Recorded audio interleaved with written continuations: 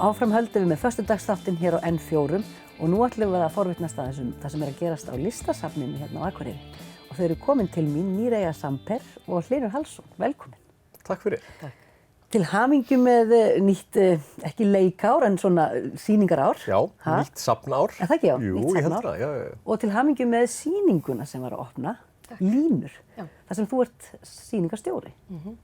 Getur þú aðeins útskýrt fyrir okkur hvað er að ræða, hvernig sýning þetta er? Já, þetta er sýning, svona samsýning með 8 mismunandi listamönnum frá 6 löndum og 4 heimsálfum.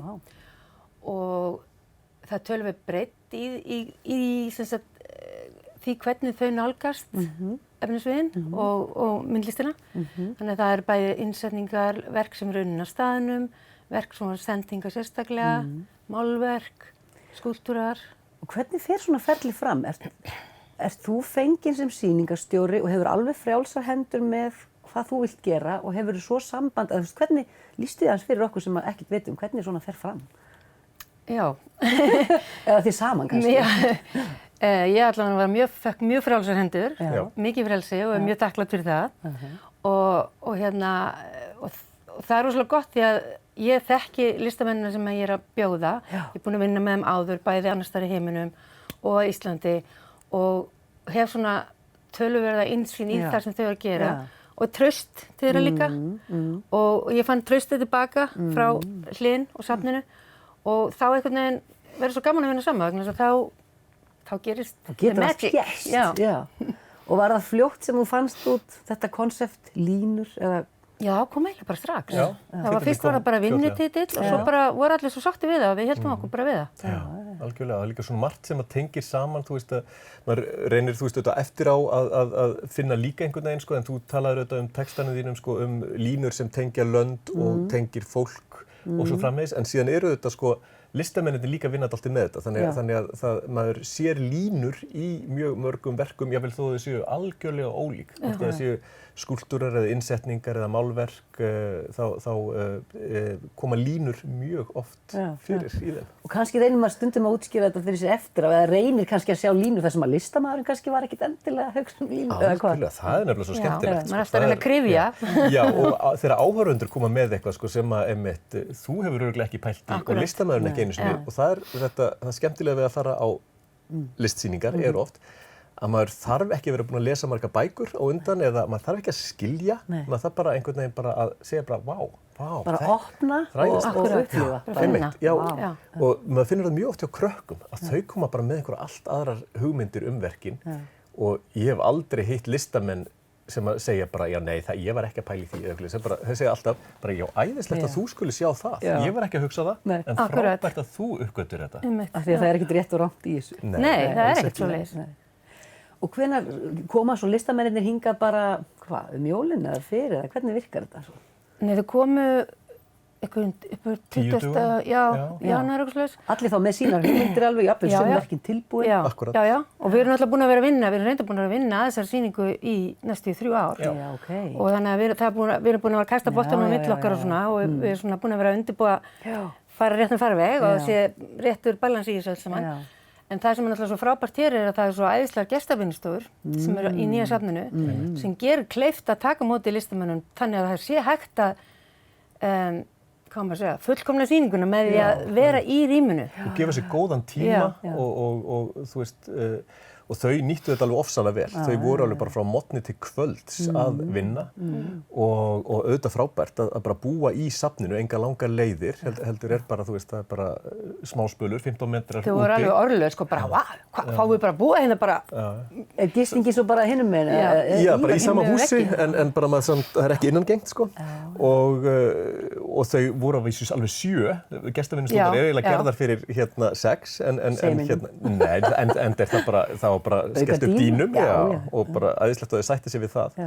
Og þetta er auðvitað dásamlegt, sko, að gefa sér svona góðan tíma. Míreia er auðvitað búin að skipuleggja alveg í hvaða sal hverjir eru, búin að hugsa það út, sjá hvernig verkin passa saman og svona sko þannig að þetta var alveg einstaklega góð samvinna og frábærir listamenn líka.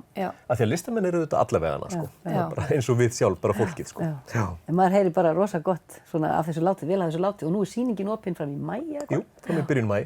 Og bara að gera að drífa sig. Heldur betur. Algjörlega. Og það var rosa góð stemning á opnunni. Já, fólk var einhvern veginn sko, sagði að það væri svo létt sýningin. Þetta var eitthvað svona gott í skammdeginu að fá svona létta og svífandi sýningu. Og einmitt þetta, því að verkin eru ólík en þau tengjast samt og þannig að já, og gaman að heyra sko að því að fólk segir bara er mjög opið með það, bara þetta verk uppáhaldsverkið mitt á sýningunni. Og það eru svona, það er ekkert eitt, það eru mjög mörg sem að einhvern veginn, og sumt bara einhvern veginn á hreyfingu, það er einhver sandur það ekki og verður það bara að móta Ísland og Mexíkó og eitthvað. Akkurat, rennur saman. Og þá listamaður bara alltaf á staðnum að leika sér, eða hvernig? Nei, hann er búinn að gera það. En það er annað verk sem er á hreyfingu. Svífandi steinar. Já, svífandi steinar. Japanskir og íslenskir. Það var rosa fallegt mynd af því líka. Akkurat. Það er svona dulúð eitthvað. En aðeins að forvitnast þig, við höfum þig hérna í settinu hjá okkur, Míreia, ferskir vindar, það er svona, hvað segir maður, sýning, nei, festival, nei? Já, svona festival. Tvíæringur. Tvíæringur sem þú ert búin að halda úti bara ansi lengi. Já, búin að halda 6 sinnum. Var núna að klára, kom bara með óhreinan þvottinn norður. Beint norður í næsta. Já. Og það er svona það sem þú stefnir saman ólíku fólki úr öllum áttum. Algjörlega sko, það er svona yfirleitt pluss mínus 20 þjóðurni. Hvorki meira en ég minna. 45 til 50 listamenn. Það er rosalega. Af öllum listgreinum. Já. En aldrei einir hópar. Nei. Ég vil ekki fá svona fólk sem þekkist í grúpum, að þetta er til þess að einmitt að opna vittir og vegi sér stað samrunni og alls konar, og það gerist alveg rosalega magnaðar hlutir einmitt út af því að það fyrir fólk að vinna saman sem hefur aldrei hist áður og þekkist ekki neitt og jafnvel sko milli listforma fyrir að renna saman í sköpunni. Og það er mjög svona, þetta er mjög kraftmikið fyrirbæri. Ég get ímyndað mér að þetta hefði verið pínu flókið svona fyrsta sinn, er þetta ekki alltaf svona einhvern veginn léttar og léttar eftir því ofta sem þú gerir þetta eða hvernig? Það er rosalega skrítið að þetta er bara alltaf öðruvísi erfitt. Já. Það er alltaf einhverja nýjar áskoranir bara. Já, það er alltaf nýjar áskoranir, akkurat. En auðvitað hérna eru hluti sem að rúlla, þú veist, fyrsta sinn þá vissi ég ekkert út í hvað ég var að fara. Og ég hefði sennilega ekki gert það, skilur. Ég hefði haft hugmynd hvað ég var að gera. En síðan, þú veist, auðvitað er eitthvað sem að maður svona sjóast í. En það er alltaf, það kemur mann alltaf óvart þessar nýju áskoranir. Þannig þú núna bara farin að svona undirbúið andlega fyrir kannski þá á næsta ári eða ekki? Eftir 2 ár, ég var að klára núna. En það var skrítið þegar ég kláraði núna, það var alveg bara, ok, ég hlakka bara til næst. Já, ekkert að bugast. Góð tilfinning. Já, það var rosa góð tilfinning nefnilega. Akkurat. Að stundum er ég svo þreytt, bara aldrei ég sem ég geti þetta aftur. Það er gott að heyra. Svo langar mig aðeins að forvitnast og óskaði til hamingju með nýja bæklingin hérna, Hlynur. Já, takk fyrir það. 4 forsíður. Já, það er skemmtilegt. Það er skemmtilegt. Og kostar ekkert meira. Það er eiginlega það besta. Það er það besta. Já. Og við uppgötvuðum þetta bara einhvern tíma þegar prentsmiðjan Ásprent benti okkur á það að á prentplötunni eru sem sagt allar forsíðurnar 4 og þá væri hægt að vera með mismunandi forsíður. Og við hugsaðum einhvern veginn, já þetta er alveg bara frábært tækifæri til að sýna fjölbreyttina í sýningum ársins. Já, þetta er allt sýningar ársins. Já, þarna eru sko málverk og eitthvað svona klassískt, Karl Kvaran og síðan textílverk eftir Lilju Erlu og Heimir Björgúlfsson og hún Kim Rim Karui. Nei, næsta. Málverkið. Þetta er Lilju. Þetta er Lilju. Já, þarna er Karl Kvaran. Og þarna er hún Rim frá Túnis og hún er í sýningunni Línum. Einmitt þetta verk er þar. Já, frábært. Já, og hann Hlynur Þormóðsson, kynningarstjórinn okkar, hann á heiðurskilið fyrir að koma þessu saman vegna þess að þetta er eiginlega bara stærsta auglýsingin okkar fyrir árið. Og við leggjum áherslu á það að listasafnið á Akureyri er í eigu allra akureyringa og þess vegna finnst okkur mikilvægt að þetta sé borið inn á heimili allra akureyringa. Þannig að þeir geta haft þetta bara upp í hillu hjá sér og kíkt, já hvað ætli sé nú í listasafninu núna og hvað er í næsta mánuði. Ætti ekki að drífa mig með ársmiðan minn og... Akkúrat, og bara kíkja á nokkra sýningar sko. Já. Og ég verð að segja að við erum mjög stolt af þessu ári. Það er mjög fjölbreytt, bæði eitthvað svona klassískt og eitthvað splunkunýtt og eitthvað fyrir börn og eitthvað fyrir gamla fólkið og alla þar á milli. Og gaman verður auðvitað að setja upp stóra yfirlitssýningu á verkum Þorvaldar Þorsteinssonar á Akureyrarvöku. Það verður í sumar, seint í Já, sumar. akkurat. Og hann hefði orðið 60 á þessu ári. Þannig og það er sýning sem byrjar í Listasafninu á Akureyri og fer síðan árið 2021 í Hafnarborg, í Hafnarfirði. Þannig að það er góð samvinna líka við vinabæinn okkar Hafnarfjörð. Og já, og síðan er þetta bara ólíkar sýningar, samsýningar og einkasýningar.